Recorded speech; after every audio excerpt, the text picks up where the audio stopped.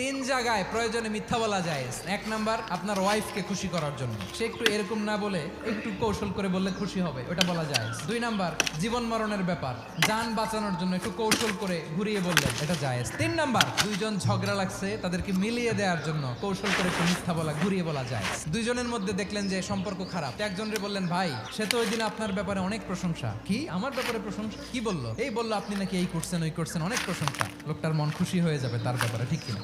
আবার তার সাথে যার ঝগড়া, ওরে যে বলুন, ভাই ওই দিন তো সে আপনার অনেক অ্যাপ্রিসিয়েশন করলো, অনেক, সে তো অবাক। কি রে বলে? এই যে দুইজনের ব্যাপারে দুইজনের একটু ভালো ভালো কথা বলে দিচ্ছেন, একদিন দেখবেন রাস্তা দিয়ে হাঁটার সময় একে অপরকে সালাম দিয়ে ফেলছে, সালাম দিয়ে বুকে জড়ায় ধরছে, আছে না নাই?